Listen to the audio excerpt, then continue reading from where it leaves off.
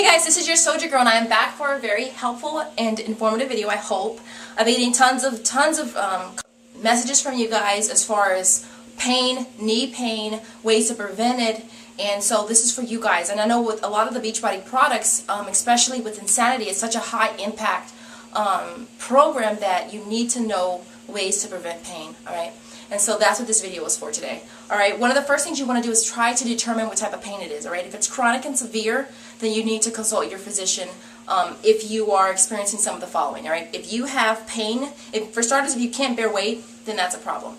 If you have severe pain even when you're not bearing weight, if you have any kind of tingling sensations, if you have some buckling or clicks or locks in your knee, if there's any kind of swelling, redness, some tenderness, some discoloration present, if there's swelling, if you have a fever, if there's redness present, if there's any kind of misshapiness to your knee or any kind of deformity in your knee, and if the pain persists any more than 3 days with at-home treatment being rest, ice, compression, and elevation. Alright, so if that's the case, then you need to consult your physician. Alright. On the other hand, if your pain is just minor, meaning you have bouts of it and it's kind of in and out and it doesn't really get worse or anything like that, it's pretty minor and it's tolerable and you don't need any medication for it, then there are a few things that you can do to prevent the pain. Alright, the first thing you want to do is make sure that you're wearing the proper shoes. I'm telling you guys, the biggest thing is not having proper shoes. I've definitely had so many situations where I went out running and I wasn't wearing the proper shoes. My shoes were too worn out or something like that, and I would have issues with my shins, big time issues with my feet as well. So I'm telling you guys, make sure that you wear proper shoes. Make sure that you replace them often.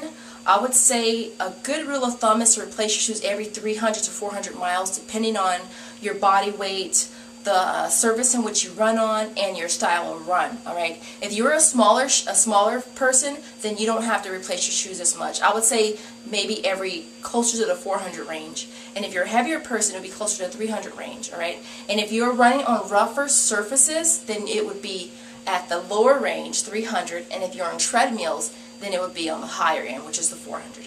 Alright, what some people will do is they'll mark their calendar the day they bought their shoes so they can keep track and know when it's time to replace them.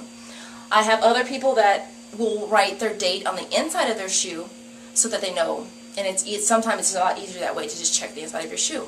Alright, on the other hand, if you are a runner and you have a running schedule set up, on your runner schedule, just put the day that you bought your shoes as well, and you're tracking your miles anyway, so that's an easier way to track your miles with the shoes. Okay, if you have several pairs of shoes that you wear, of course you wouldn't have to replace your shoes as often because you're kind of rotating and alternating through your shoes.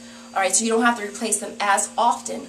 Another thing that you can do to prevent knee pain is to make sure that you warm up and make sure that you cool down.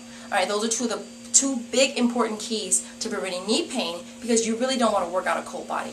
Alright, so I would say a good 10, maybe 15 minutes warm up as well as a cool down.